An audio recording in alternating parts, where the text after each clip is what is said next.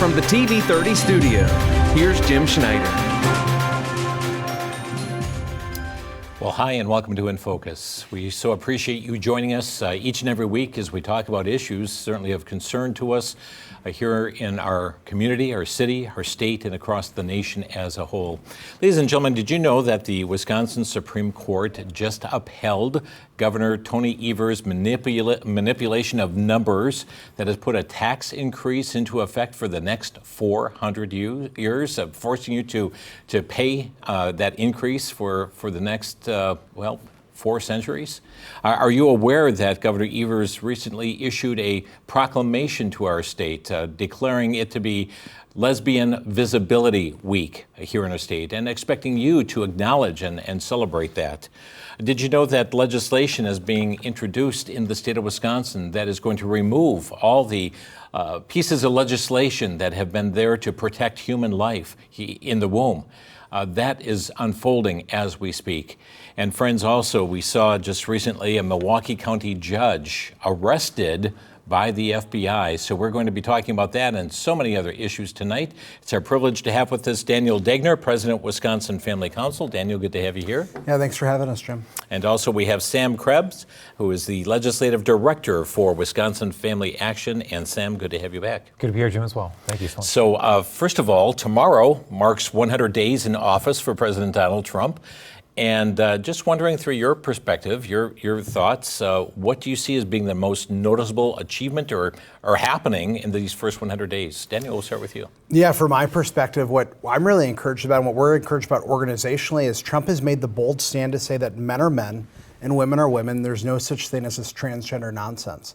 And so I think what he's done has been really good to make sure that we're affirming biological males and biological females, but also those Title IX protections to save women's sports and really protect women and females. And that's being fought on many state levels as well. Attorney generals filing lawsuits against this. Yeah. It's sad, isn't it? Yeah, it's absolutely really just disappointing to see it. Even the issues of DEI in our own state, to see that our own state superintendent of public instruction, we'll talk about the election, I'm sure, a little bit later, but she was reelected and she's come out and said, I'm going to risk federal funding for Wisconsin schools to promote these LGBT sort of issues. Wow. Sam, your thoughts? 100 days in office for Donald Trump. Wow, it's pretty fast, his first thought. But I think the biggest hallmark is not just a specific item, but the fact that he is delivering on what he promised. For whether you liked Donald Trump or you don't like Donald Trump or you like his policies, don't like his policies, he's enacting what he said he would enact. Now it's up to the voters and the public to say, I like what you did, promised to do. Right. And he's following through on those very promises. Many different realms, and in some of those promises, he hasn't been able to advance as much because of the hindrances that are coming through the lawsuits against him. Yeah, I mean, that's also the biggest takeaway is the bureaucracy, I guess you'd say the fourth branch of government. It kind of reared its head, and people who have, maybe not think about it frequently, like, oh, well, you have the legislative branch, you have the judicial branch, you have the executive branch. Oh, there's a bureaucratic branch that really does not want to give up control that they have over people's freedoms, over people's lives, that they think they are entitled to have control over people's lives, even though they're unelected. And so there's I think, an all-out war between bureaucrats and the White House right now. Yeah, and there is a lot of opposition that's coming. And friends, we're going to be showing you a video clip from a speech yesterday from the governor of Illinois. This would be J.B. Pritzker, rumored to have presidential aspirations here for the next election. And he was speaking to fellow Democrats, calling for mass protest and disruptions. Let's listen into what he had to say.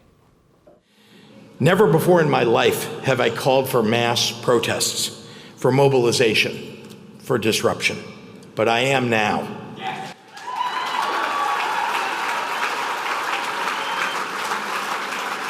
These Republicans cannot know a moment of peace. They have to understand that we will fight their cruelty with every megaphone and microphone that we have. We must castigate them on the soapbox and then punish them at the ballot box. They must feel in their bones that when we survive this shameful episode of American history with our democracy intact, because we have no alternative but to do just that we will relegate their portraits to the museum halls reserved for tyrants and traitors. Well, Governor J.B. Pritzker, and you saw that here. I've got a couple headlines I'd like to show you this evening on some of the national news covering this, and we'll get reaction from our guest. This is coming to us from the Daily Caller, and it says Illinois Governor J.B. Pritzker calls for mass protest and disruption against Republicans. Here's another headline, this from WND.com. Republicans cannot know a moment of peace. Governor joins ranks of Democrats calling for political violence. Gentlemen, your response to this? Yeah, my initial response is I just have to laugh hearing J.B. Pritzker say that Donald Trump and conservative policies are that of tyrants, considering this is the person that locked down his entire state. And what did he do when he locked down his state? He decided he was going to go to Wisconsin to Lake Geneva in order to spend time in his vacation home. Well, he had everyone locked up while he was acting like a tyrant. But I think when it comes back to the policies, again, what is President Trump doing? He's promoting freedom, and he's enforcing what he said he would get elected to do, which was enforcing the borders. And if you are a violent, illegal alien, that you will be deported. And that's really the big issue we see that J.B. Pritzker has here. And if he thinks this will work in Illinois, that's fine, that's one thing. But if he really wants to be president in 2028, he has to sell that very far left message here in Wisconsin and other swing states. And I just don't think our voters will go for it. When we take things out onto the streets, Sam, many of us have, the pictures of the Black Lives Matter protests and so forth that happened. We see flames in the background as we're hearing the words, mostly peaceful protest. Advocating really getting out there and bringing about a lack of peace, that's not too peaceful for us to think about, is it? Yeah, I think it's really important, first of all, for the audience to think about J.B. Pritzker and who he is, to take a step back. J.B. Pritzker has given millions of dollars to the Democrat Party. So of Wisconsin, not Illinois, of Wisconsin. Including the most recent judicial race. Including the most recent race. But he has done that for a very long time already. So when he speaks, it's not just Illinois that he's addressing. It is really the Democrat leadership of Wisconsin that is also listening very closely because he's tied to their money. When you talk about what he said, he starts off with protest. Great, okay, that's your First Amendment right.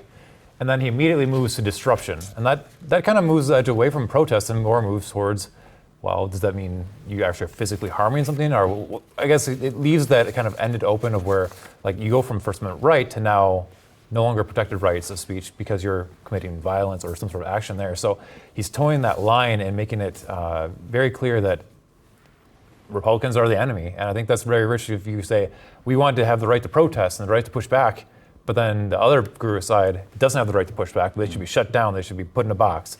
That seems to be hypocritical just in the same statement right there. Right. Very interesting. So we were seeing opposition to the agenda through statements like this, but we are also seeing through some actions. For instance, we just saw the actions take place of a Milwaukee County Circuit judge here on Friday with an arrest by the FBI, but we will get to that here this evening as we see some statements pertaining to Judge Hannah Dugan, Milwaukee County Circuit Court judge. But this is what was released from the Department of Homeland Security. It says Milwaukee judge obstructed arrest of illegal alien accused of strangulation, battery, and domestic abuse. This criminal illegal alien has a laundry list of violent criminal charges, including strangulation and suffocation, battery, and domestic abuse. Ruiz has illegally entered the United States twice. We also have this statement that came from the FBI saying just now the FBI arrested Judge Hannah Dugan out of Milwaukee, Wisconsin on charges of obstruction. After evidence of Judge Dugan obstructing an immigration arrest operation last week. We believe Judge Dugan intentionally misdirected federal agents away from the subject to be arrested in the courthouse, Eduardo Flores Ruiz, allowing the subject, an illegal alien, to evade arrest. Thankfully, our agents chased down the perp on foot, and he's been in custody since, but the judge's obstruction created increased danger to the public. We will have more to share soon. And then commending the FBI, excellent work, saying to the FBI on this regard. I've got here brought with me tonight as well. This is the actual criminal complaint that was filed in U.S. District Court as it pertains to Judge Dugan. 2 charges here: obstructing or impeding a proceeding before a department or agency in the United States, and then concealing an individual to prevent his discovery and arrest. Last Friday, the Attorney General of the United States, Pam Bondi, appeared on Fox News. And friends, it's rather appalling when she lays out to the American people exactly who this individual was and the actions of the judge, Judge Dugan. Let's listen into this clip. So let me read a little bit from the criminal complaint here. And Judge Dugan says, despite having been advised of the administrative warrant for the arrest of Flores Ruiz, Judge Dugan then escorted Flores Ruiz and his counsel out of the courtroom through the jury door, which leads to a non-public area of the courthouse. A foot chase ensued. The agents pursued Flores Ruiz for the entire length of the courthouse and ultimately apprehended him. According to this complaint, Judge Dugan was visibly angry that ICE was there to arrest Flores Ruiz, even tried to kick the deportation agents out of the courthouse. Yeah, and to set the stage for you and Sandra, this was truly horrific. This guy was in court being prosecuted by a state prosecutor for domestic violence battery. He had beat up two people, a guy and a girl, beat the guy, hit the guy 30 times, knocked him to the ground, choked him, beat up a woman so badly they both had to go to the hospital. And John, you know, it's so rare for victims to want to cooperate. They wanted to cooperate. They were sitting in the courtroom with the state prosecutor. The judge learns that ICE was outside to get the guy because he had been deported in 2013, came back in our country, commits these crimes, charged with committing these crimes, victims in court. Judge finds out, she goes out in the hallway, screams at the immigration officers. She's furious, visibly shaken, upset, sends them off to talk to the chief judge. She comes back in the courtroom, you're not going to believe this, takes the defendant and the defense attorney back in her chambers, takes them out a private exit and tells them to leave, while a state prosecutor and victims of domestic violence are sitting in the courtroom. Wow. You know, Madam Attorney General, Courtesy video of Fox News. But friends, when you hear this laid out, there was a statement I'm going to show you now. Our guest last week on the program was Congressman Glenn Grothman. He put forth this release. He said, it is shameful, though sadly no longer shocking, that a liberal judge would go so far as to obstruct federal law enforcement in order to protect a violent, illegal immigrant from arrest. This disgraceful conduct undermines the rule of law, jeopardizes public safety, and sends the message that political ideology comes before justice. Gentlemen, I'd like to get your response to this because Democrats are condemning the judge's arrest. Republicans are calling for her removal. Yeah, at least the first thing I thought of, especially as we talk about J.D. Pritzker, is he obviously has not learned from Governor Evers. Now, this is the second time that Governor Evers has come out and said something outlandish. The first one was when he came out early in the Kenosha riots, and he actually defended the actions of the riots, and that led to eventually the Kyle Rittenhouse situation. And now again, we see Governor Evers comes out and encourages state employees to not participate, not cooperate with the FBI and with ICE, and we see this as a result. And again, we see J.B. Pritzker now calling for this. He has not learned the lesson from Governor Evers. That's at least my initial reaction. Yeah, Sam, what do you think about this judge really taking somebody they know that ICE is there to apprehend him and putting him down through a private doorway out of the courtroom? It really baffles the mind. It's hard to understand the mindset because the person who is duly elected by the public to enforce the law chooses to, in this, at least apparently from all the facts that have been presented, and I have not seen any side dispute the facts of the case.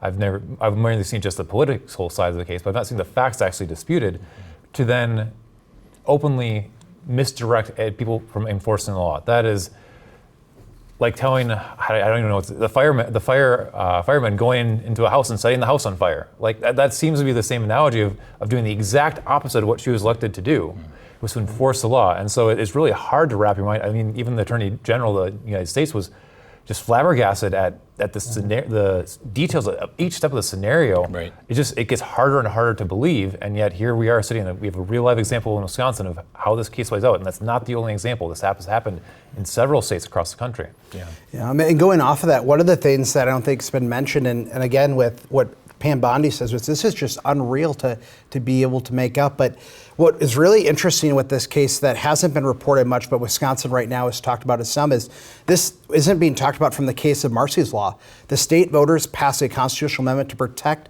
victims' rights. And as we see what's playing on, this does appear that it could be a potential of Marsy's Law, because again, what was the judge's reaction when ICE showed up? It wasn't how do we care for, how do we respect the rights of these victims with this man and this girlfriend who was brutally beaten and assaulted?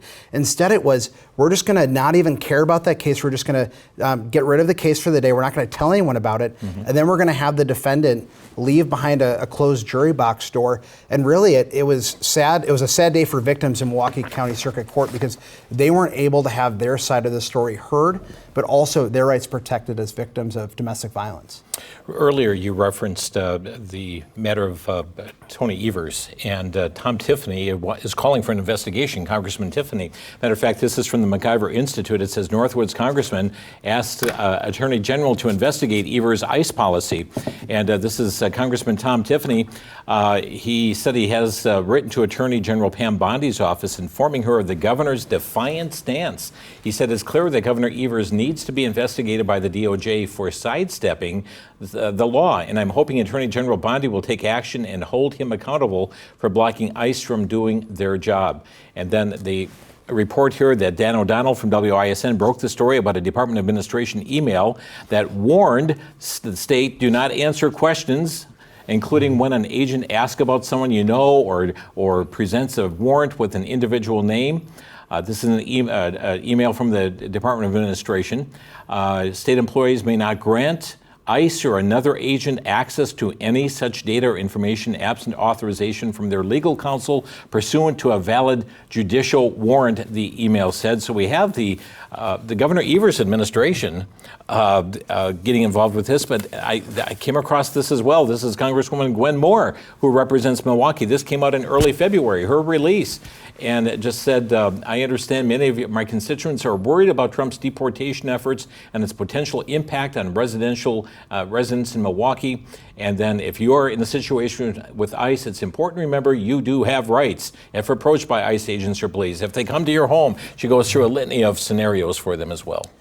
Yeah, and what sticks out to me, especially with this case, and one of the arguments that was made was, well, why would they do this in the courthouse? And I think it's important to highlight that it's for the safety of all that are involved. The benefits of having it happen in the courthouse is they check for weapons, they check for those things. So it's safe for those that they're arresting, it's safe for the officers, and it's safe for bystanders as well. And something that I thought was interesting with the criminal complaint, because often we're hearing from the left, well, they're going after just every single person who could be an illegal immigrant. But again, the criminal complaint says, no, we're only going after those who have committed violent offenses.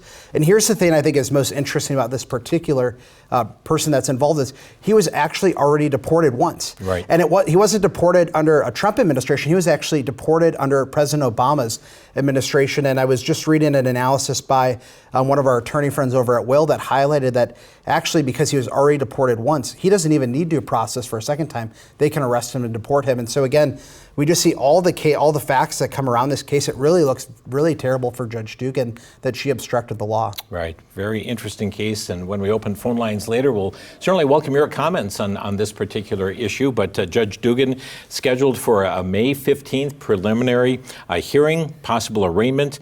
And the Milwaukee Journal-Sentinel says that, the charges here would provide a maximum of 6 years in prison and a $350,000 fine. Well, let's hit another issue. Shocking news this week. We're going to have you, Sam, deal with this first. And this is Governor Tony Evers' veto in the last budget upheld by the Wisconsin Supreme Court, manipulating numbers in order to bring about a 400-year tax increase upon residents. Boy, Jim, it seems like judges are in the news all over the place. Yes, Supreme Court ruled on a partisan basis that that the Evers veto will remain in place. So the effect of that is that for 400 years, your property taxes will go up because of Governor Evers' veto. The minority of that case lambasted the liberal judges for their failure to follow the Constitution. And I think that's really important to know. We just came through a Supreme Court election, and here's prime example number one. If you don't follow the Constitution, if you don't follow the actual reading of the Constitution, you end up in these silly scenarios where the governor can little dot here, little mark there, and all of a sudden you've created new policy that the people didn't vote on, the duly elected legislators didn't vote on, it was not before the body. You just created out of thin air just by removing some words and some numbers here and there. And so it creates a lot of uncertainty moving forwards, because if the governor can just create things out of nowhere, how do you pass bills? How do you pass the budget and trust that he's going to not do that in other scenarios. Daniel, I've heard your predecessor saying, you have said as well, elections have consequences. Yeah. And we are seeing the consequence of the last Supreme Court election a year ago, in which we had an activist judge running for this position, made it very clear about her advocacy in that regard, and now we are seeing the fruit of that election take place. Yeah, absolutely. And I just think of, and Jelaine and I talked about this last week on Homefront, and I don't have Justice Hagedorn's quote in front of me, but I just think of, I'll try to paraphrase the best I can, but it really hits back to, it just totally takes out how a bill becomes law. We traditionally would say a bill becomes law, it's passed through the Assembly, it's passed through the Senate, then the governor can veto it or can sign the bill. And now what has happened is now the Supreme Court has said, well, the Assembly and the Senate, they can come together, they can vote on a bill, they can vote on a budget, and then what the governor can do then is the governor can say, well, I'm just going to take out some numbers, I'm going to take out some letters, some punctuation, and then I'm going to create a bill valois that has nothing to do at all with the original intent, the original discussions that were even debated in the Assembly and in the Senate, and just create legislation that really never had due process from any sort of legislative intent. Sam, who would have thought that just putting some lines through numbers and create a brand new number in that regard, that people would even think that's constitutional? Many people would believe that when we amended the Constitution here a couple of years ago, so you can't create new words out of letters, that might refer to numbers too. Yeah, I mean, the Wisconsin governor's veto was one of the most powerful in the country, even after a number of constitutional amendments to restrict that power, to pare it back, to continue to refine that, no, we can't do it in this situation, no, we can't do it in that situation. So I think that's probably next on the horizon, is to go to the people and say, here's this silly example where the Supreme Court didn't follow the Constitution. We're going to have to go back to the voters and say, we again need to fix this again because the Supreme Court can't read a simple document of the Constitution. And it's not just this court, it's a governor who, through the stroke of his pen, wants to impose tax levies on every citizen in the state of Wisconsin for 400 years. And I'd love to jump into the kind of details of that. I'm a policy nerd by heart. And so the details of that for folks is essentially what the governor did is he took the year and crossed it out to different years instead of 2025, 24, 25. And so for the next 400 years, he's moving that. So what happens is that each local school district has a revenue limit, the amount of taxes that they can withdraw from you on their property taxes. What the governor did is he took that $325 per student, so you take a number of students in your district, times that times 325. Every year, the school district has the option of raising your taxes based on that number or that amount. So it's not $325 per household or anything like that, it is per student, multiplied across your entire tax base for the school district. Wow. And that number goes in essentially in perpetuity. I mean, the state's been in existence for a couple hundred years, so this is twice the length of we've been a state. So I did rough back of the math numbers, and so that's $250, $300 million a year. Every year your property taxes are going up across the state. And so it has, when you dive into numbers, you dive into the actual fiscal reality of this, it's going to be causing a lot of pain for a lot of people in a short manner.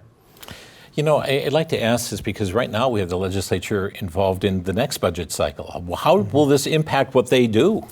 Yeah, well, in some of the conversations we're having with different members of Joint Finance Committee is they're unsure of what to do. And just for those of you at home that might be wondering, how did this happen? How does this work? Basically, what the governor did is he took 2023 through 2024, and he took 2024 through 2025. He basically crossed out some of the language of the 2024 and 2023.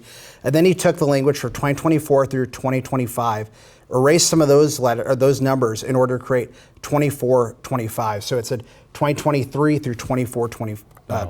Yeah. So that's how we created that 400-year tax increase. But some of the conversations that Sam and I have had with legislators is they're saying, we don't know, do we take out numbers out of the budget completely? Do we have to write everything out by hand? It appears so. But even then, is that enough? And that's the question that will be interesting to see, because June 30th is the deadline for a budget, and there's a lot of legislators that are wondering, will we even see a budget? Now, thankfully in Wisconsin, if a budget is not passed, we just continue under the previous budget. It's not like the federal government where we have a crisis, but honestly, we might head into a road where we remain with the previous budget. How can the Republican Party trust what the governor is going to do in this? I mean, they have Class A example here of what he did in the last budget.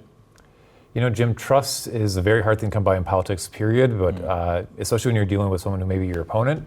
Now you take a step further, you have well-established examples of him saying one thing and then going behind the back and doing another thing. So it's really, you start back at square one. I mean, the governor's been in office for, was it now, almost 7 years, 7 years, and you have no trust. You would have figured out over that span of time, maybe you'd build up at least a relationship. I think the first time we talked to them in almost a year was just this past month. And so I think you don't have any trust. I think you have to work very hard to make sure you veto-proof as much as possible. But once again, knowing the governor has one of the most powerful veto pens, you're not going to be able to find every little thing. Yeah. And so he's going to have a ripe opportunity to whatever is passed to then alter it in the ways that no one could even imagine.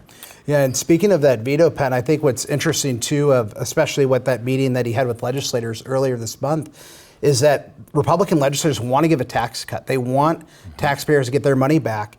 And what has the governor said? He said, well, I'll sign a tax cut, but it has to be through the budget. Right. Well, so what is the Republican legislative response is, look at what the Supreme Court just literally decided right before our meeting. So if we do put this in the budget, what's saying that you don't then create this into some sort of crazy expenditure or something else? Right. Right. So the tax cut, he could turn almost into a tax increase in that regard through manipulation. But I really don't see how they can put numbers in this budget without really spelling them out through letters in light of that. And the Republicans have been pushing for legislation to decrease taxes aside from the budget negotiation, saying, no, we're going to do this first to be sure that they've got the governor's stamp on that before that they would actually do a budget. Might they hold the budget as a hostage then, Sam? You know, that was the initial, I think for the first few months, that was the initial talk in the Capitol, but the tone has shifted a little bit post that meeting with Governor Evers and leadership from the Senate and Assembly. They've made at least public efforts to try to work together and see if they can find a compromise. I have my doubts. I think that like you said, there's not a lot of trust there, and so it's really hard to negotiate if you're, saying one thing, but then you don't know if that's going to actually stand up through the law. And so publicly, they're saying they're working together. I have my doubts right now to say that it's going to be a really tough road for them to actually agree on even big picture items. Well, friends, thank you for watching inFocus. We've got several more things we want to bring to your attention tonight. Perhaps the regular legacy media not picking up on these things at all. For instance, are you aware that Governor Evers just signed a proclamation recently announcing Lesbian Visibility Week? He is in this legislation, in this proclamation, talking about how we're observing diversity, contributions of lesbian, queer, and non-binary individuals to communities, celebrating rainbow families, all the the contributions made by such individuals, and joins the LGBTQ community and Wisconsinites across the state in celebrating Lesbian Visibility Week, April 21 through 27. And I find it interesting that just a month ago, he had put in a transgender awareness proclamation. It's like he's really obsessed with aberrant sexual matters. Yeah. And I just thought of this question right now, and I don't know the answer to it. It would be an interesting thing for our staff to find out. But according to the governor and his proclamations, it'd be interesting to see how many days a year Governor Evers gives to proclaim LGBT days around our state. Indeed. Yeah, and Jim, I think it continues to lay out the agenda of Governor Evers and the Democrat Party, that they're focused on these issues. They're not turning away from them. I think post-November, when issues like these were one of the top 3 issues that got Donald Trump elected, you had kind of some time for self-reflection for the Democrats to say, is this something that we're going to continue to push? Are we going to back off for this? And at least for the Wisconsin Democrats, they're saying we're doubling down. We're going to go even more into this. So I think that's something as the public should take note of. They should be aware of what the governor's doing. And those aren't just words. Look at here. This is legislation, a joint resolution that was just drafted April 16th in the Senate and April 23rd in the Assembly. This would be Senate Joint Resolution 31 and Assembly Joint Resolution 31, but it's a resolution proclaiming March 31, 2025 as Wisconsin's Transgender Day of Visibility. Yeah, again, we see there's just this really this agenda to push down and shove down the transgender ideology down our throats. And I think it's interesting, there was a Democrat primary for an assembly seat in the western part of the state where one of the candidates said, hey, I don't really know if I'm fully on board with having biological men playing women's sports. And so what happened as a result? every single Democrat group in the state and many elected officials completely did everything they could to destroy that candidate, because they can't have anyone that does not fully support this transgender ideology. And we continue to see that Democrats, especially here in Wisconsin, they are not trying to moderate. They are not trying to find ways of how do we get more voters. They are going to the extreme polarized end of their very far left agenda. Okay, let's get another case in point. What happened over Easter weekend? Yeah, so during Easter weekend, I don't know about you, Jim, but for my family, we went to Good Friday service. We went to Easter Sunday. We spent time with family. We had a little bit of an Easter egg hunt at our home for some of the kids, and we shared the gospel with them, and we praised the death, burial, and resurrection of Jesus Christ as our Lord and Savior. But on the flip side, what did Democrats in Wisconsin do?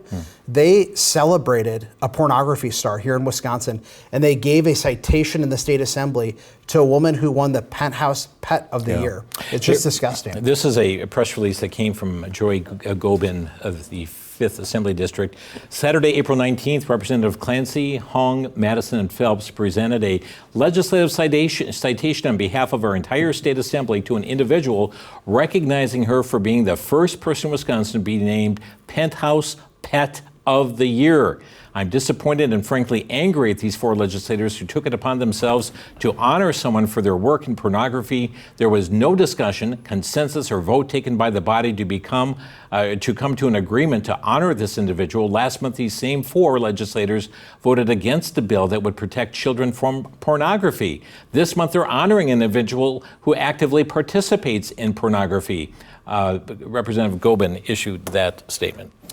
Yeah, and what I think is interesting, so I talked to Representative Gobin about this last Friday, and when she had heard about it, she was genuinely shocked. She had no idea this happened, so it really highlights the fact that this was done in secret by these Democrats. They didn't let anyone else in the state assembly know, but again, we see that there's this consistent push for pornography, and organizationally, our sister organization, Wisconsin Family Action, our number one legislative priority is to ensure that children are protected from the dangers of pornography. And these same representatives that have authored this citation that are promoting the pornography industry at this woman, interestingly enough, they all voted against protecting children from pornography.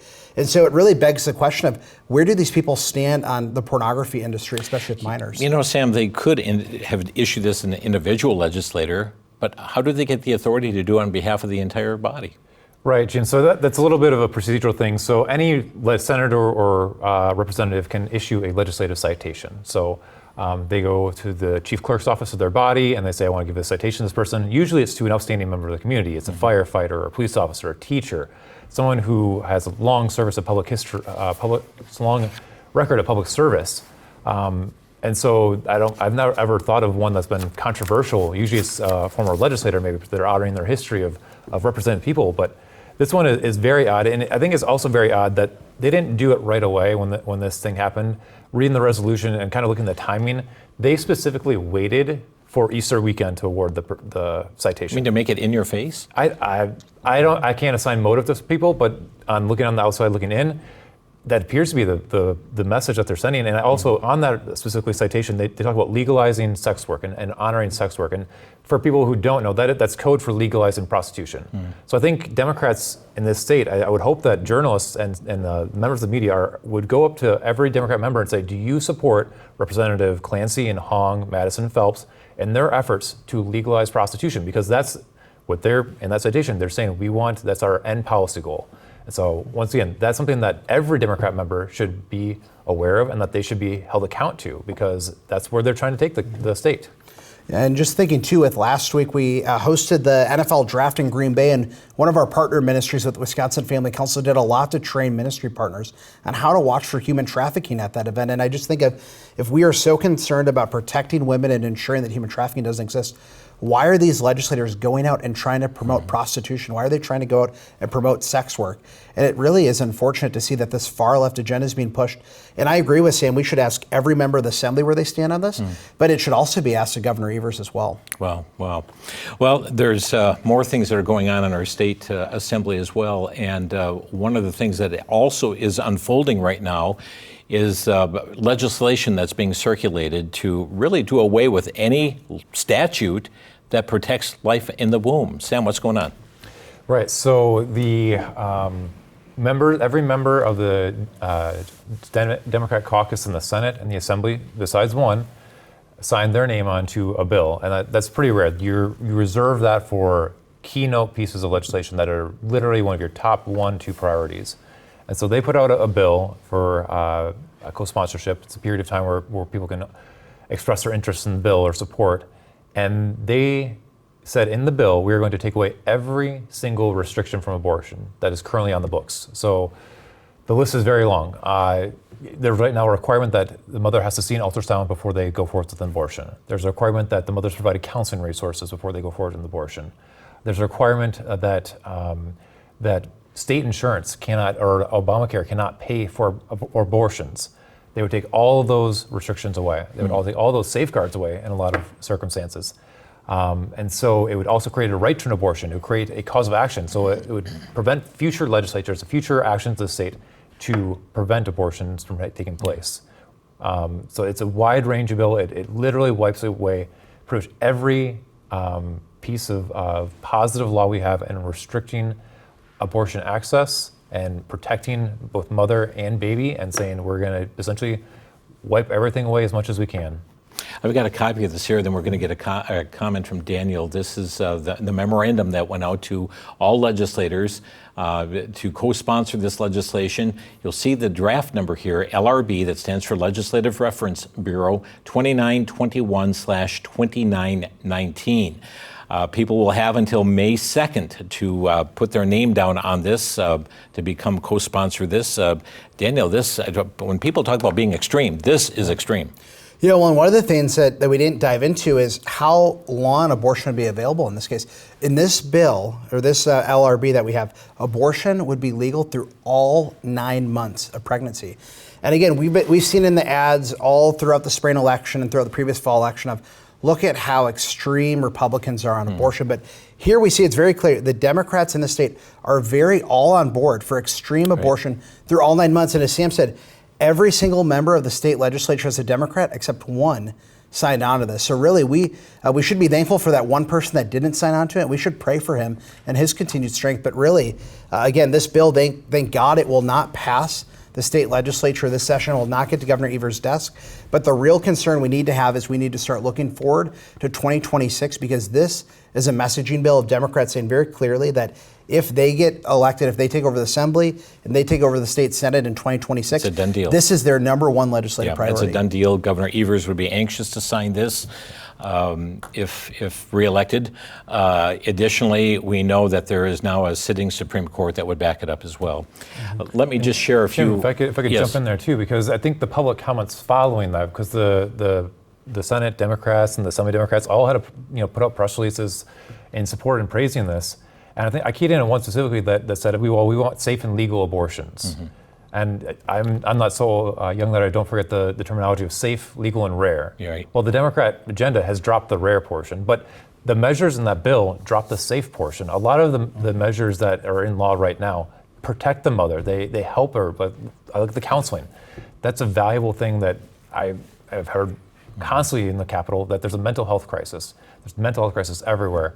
And so we're moving an option for counseling. And so quite simply, when they say safe and legal now, they don't mean safe and legal. You're pushing people into a mental health crisis. Yeah. They don't mean safe and legal anymore. Mm-hmm. They say it's just legal. Yep, and speaking of safe, so one of our national partners came out with a study today, and now more than half of abortions that are happening around the country are chemical abortions. And this is really interesting. This study found that 1 in 10 patients that do a chemical abortion experience a serious adverse event.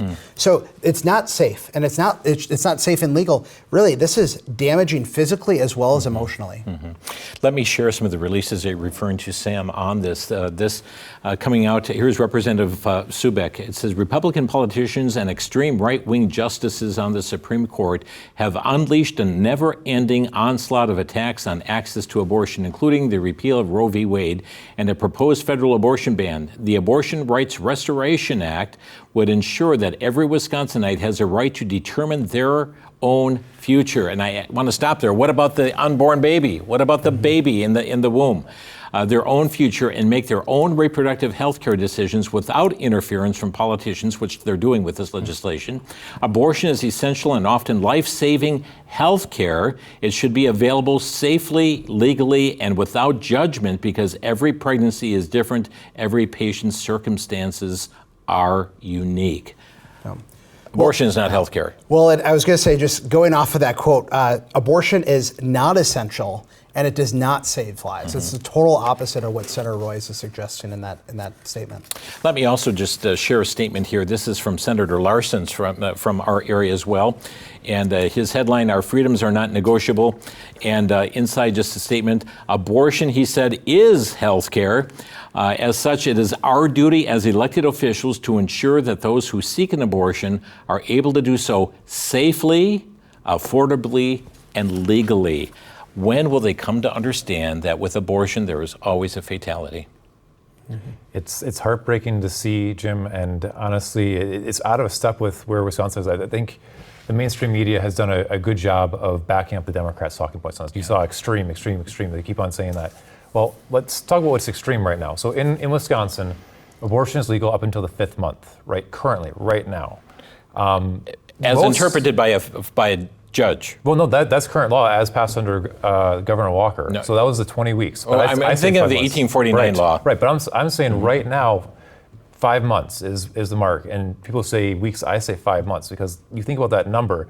When you look at public polling, we don't encourage people based on public polling. We base our legislation hopefully on the Word of God. But if you look at public polling, most people are closer to 2 months or 3 months. And so when you look at the current law in the state of Wisconsin is extreme already, and they want to push the envelope further.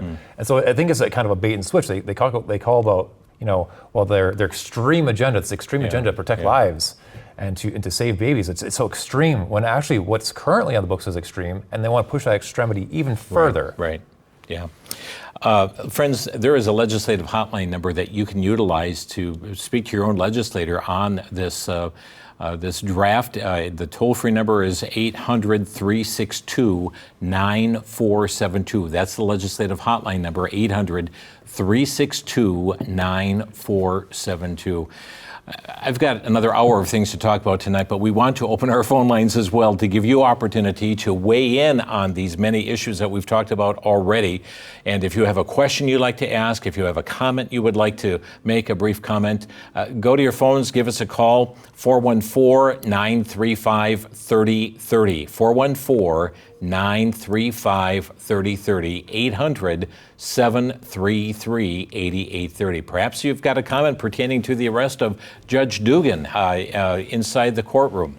And I saw a statement coming out from the Milwaukee County Executive, Crowley, just talking about how that is so rare that this would happen inside one of our court. But it's also very rare that somebody would take somebody here illegally, breaking the law, and escort them out through a means to escape capture. So 414-935-3030 is the number, 800-733-8830. Maybe you want to comment also about the matter of this abortion legislation that's being introduced, being circulated for signatures right now, wiping away any measure that would protect human life to any regard, human life in the womb. That is going on right now. What do you think about the governor having a lesbian visibility week, and expect you to honor and celebrate that here in our state, and also the transgender day of visibility as well, the resolution coming from the Assembly and Senate, and many other issues too. So our number tonight, 414-935-3030, or toll free at 800-733-8830. Would like to hear your feedback on these issues tonight. The volume of matters are happening so very, very quickly. Yeah, and I would just like to thank the audience as well. Just thinking back, the last time we were here was the night before the election. I just want to thank you for your impact and you for honoring God with your vote in the spring election. I know for us as conservatives, it wasn't necessarily a great election night, but we saw unprecedented amount of Christians engaged in this election. Wisconsin Family Council, we launched our Honor God with Your Vote campaign to encourage churches to inspire their congregations to honor God with their vote.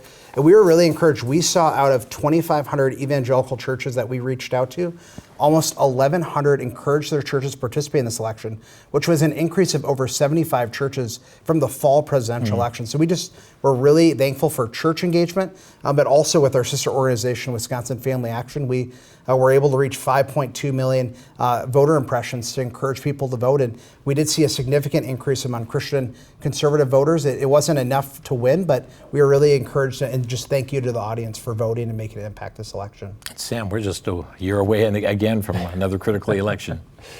Yeah, enjoy your rest now, because they're already probably thinking of the ads that they're going to run in the next year. I think I've already seen a couple of names floated out there in terms of who will be running that Supreme Court race. So there's never any rest for those in the political scene. It's always on to the next thing. People say, oh, well, you've got to get past this election, we'll have to break.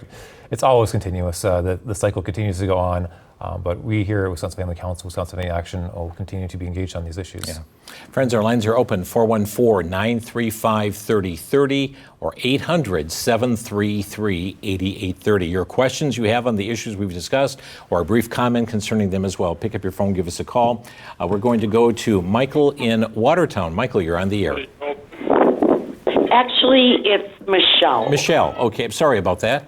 Not a problem. You know, I have everything you've been talking about tonight. These Democrats have lost their minds.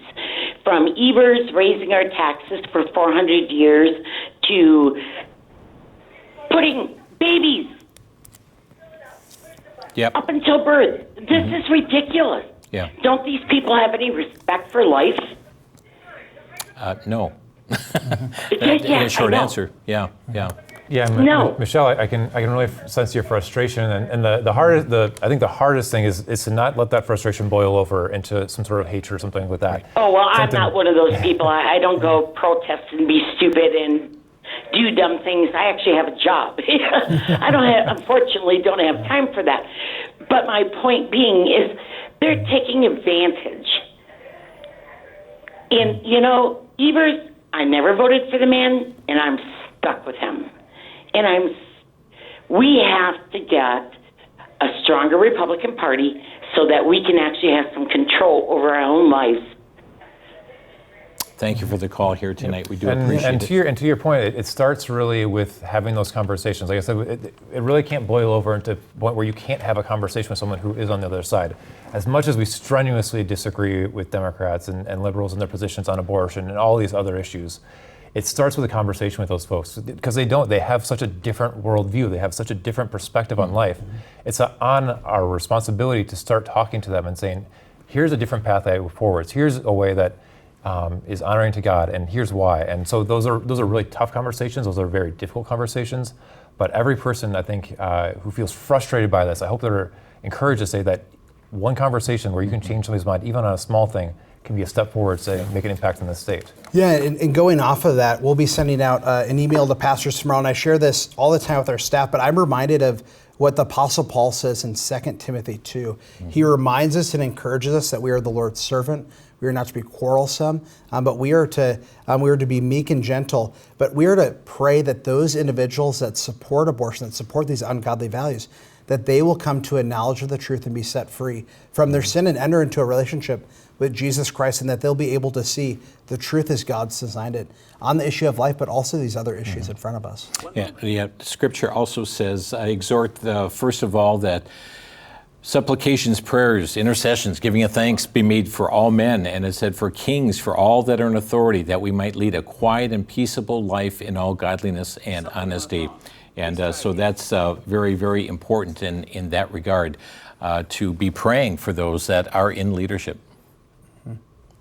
Public leaders, prayer is so important. Again, friends, lines are open here. We'll be presenting more information. If you want to call in, 414-935-3030, toll free 800-733-8830. We'd like to also make known this resolution that came forth. It is Senate Joint Resolution number 27, and this one is one to proclaim April 24th, 2025 to be Holocaust Remembrance Day, and April 27th to May 4th, 2025, where we are right now, as Holocaust Days of remembrance in the state of Wisconsin. The Holocaust happened, in which 6 million Jews were killed. Last Thursday was that special Remembrance Day that took place. And then we saw October 7th happen as well from 2023. This must never happen again, yet we see the anti-Semitism building across our land. Yeah, and Jim, just thinking about that, and my encouragement as I saw SGR 27 in front of you is that there was Democrat names that signed on it. So that's very encouraging that you have bipartisan support supporting those victims and the families of those victims that have been, unfortunately, victims of the Holocaust.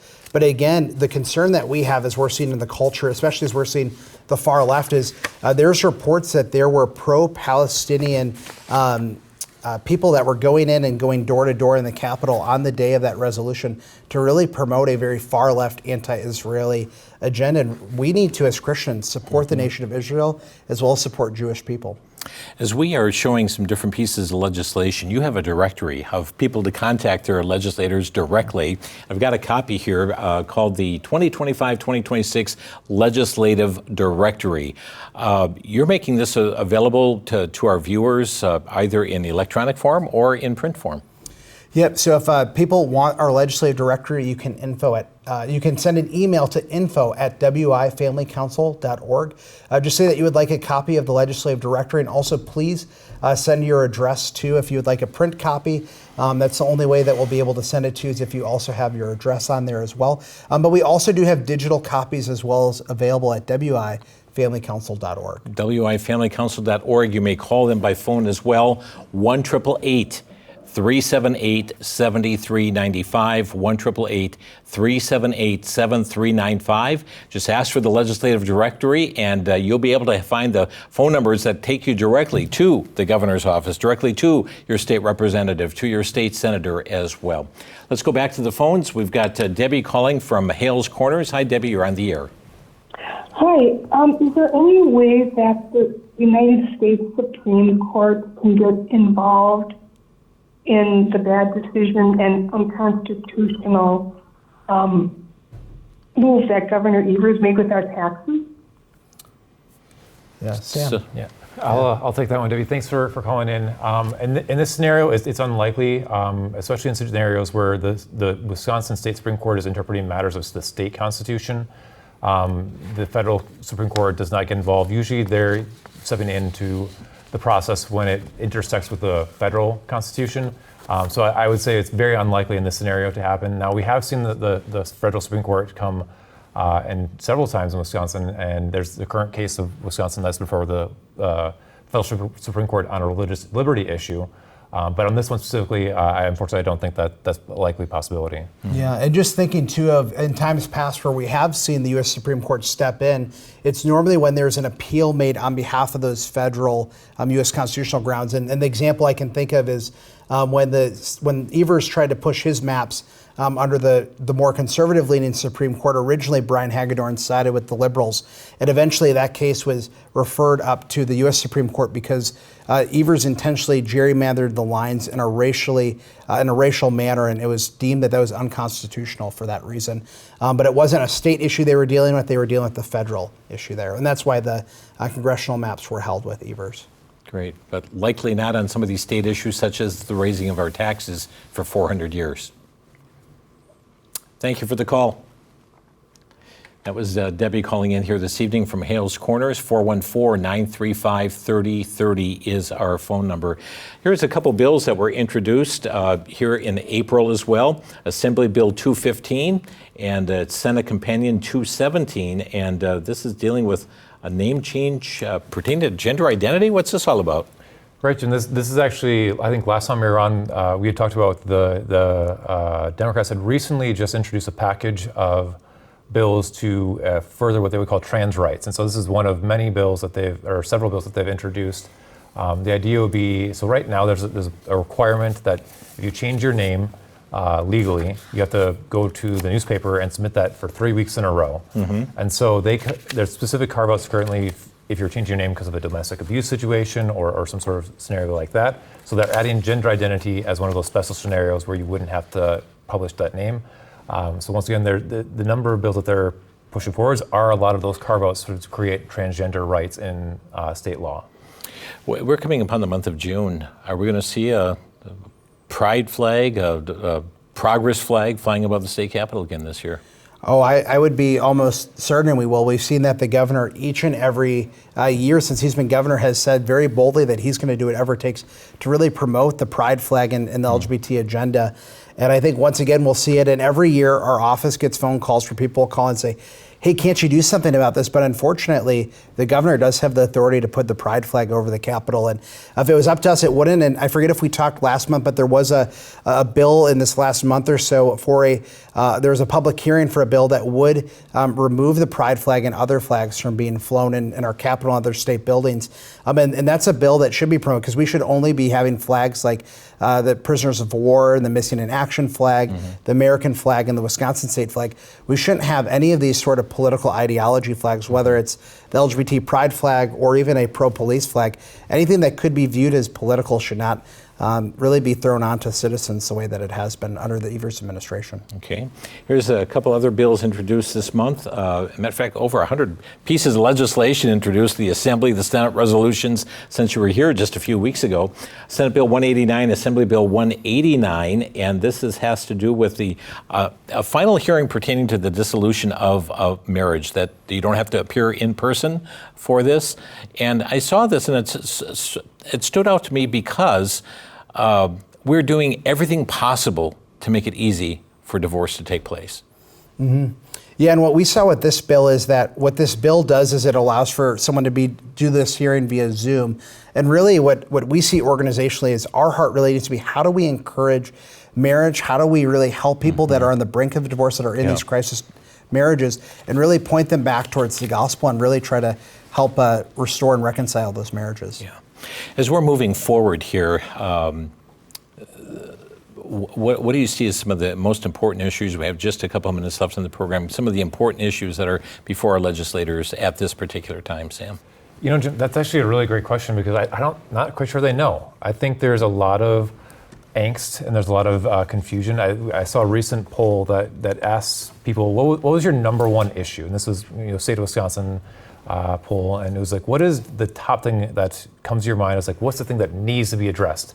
And I think it was over 41% said, I don't know, or I don't have anything. Wow. And that's very unusual, and I think that's reflective in the body. The body legislature reflects the body of the people that they represent, and I think that's reflected there, that there's a little bit of, I don't know, you kind of focus on economic issues a little bit. There's some really good stuff out of the Assembly that they were working on workforce with the Senate to address folks who are trying to get off the sidelines and get them back to work. But it just seems like there is a lack of a predominant thing that they're focusing on now. I've been heartened that we've had several conversations with legislators who've asked us, please work with us on a way that we can encourage marriage, that we can encourage family. We've had a number of legislators ask us about that. So that's something we're working on them concurrently right now. But there are a few out there that say we need to find ways that we can pull government levers and policy levers to say, how do we support families? How do we incentivize people to have good marriages and loving families? Daniel, we're going to have to pick up with you next time because we're down to just a few seconds. Let me again mention this directory, the legislative directory from Wisconsin Family Council. Just reach out to them, 1-888-378-7395. You'll see a digital version online, wifamilycouncil.org. Gentlemen, thanks for being with us tonight. Thanks for having us, Jim. And friends, continue to be praying for this state. Keep them in prayer. God bless you. Thanks for joining us on inFocus. Good night.